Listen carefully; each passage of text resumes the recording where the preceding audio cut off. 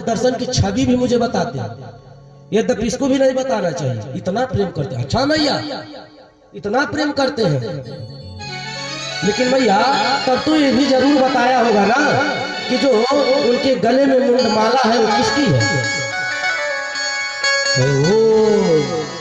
आज तक तो ये बात हमको बताया ही नहीं, ये बात तो नहीं बताया। नारद जी ने कहा ठीक है मैया, अब हम चलते हैं, बाकी आप जानो, आपका काम जाने, हमारा काम था सो हम आए, अब हम जा रहे हैं। माता जी ने क्या किया?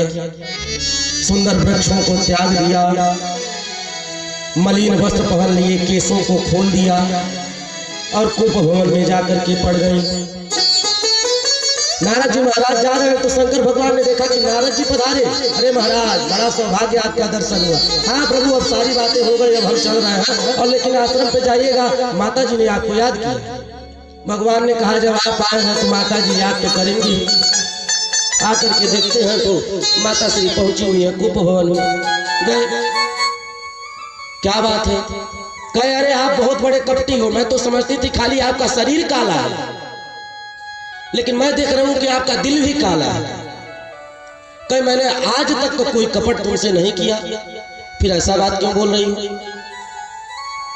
अच्छा, आज तक आपने मुझे ये क्यों नहीं बताया कि ये जो मुंडों की माला आपने धारण कर रखी है किसकी है ये? भगवान ने कहा कि इस बात के लिए तुम नाराज हो, यह मुंडों की माला तो आप ही की है।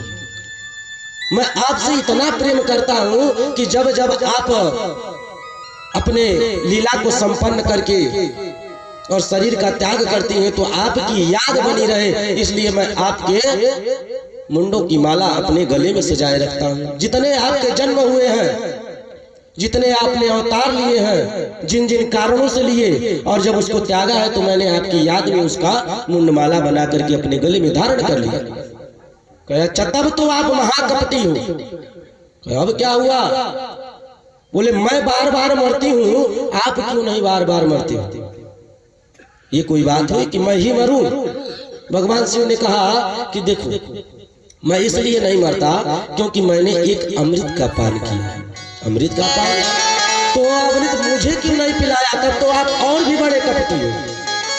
अपने अकेले अकेले अमृत पी लिया, मुझे नहीं पिलाया, ये कौन सी बात हुई भला? कृपया करके मुझे भी वो अमृत पिलाइए।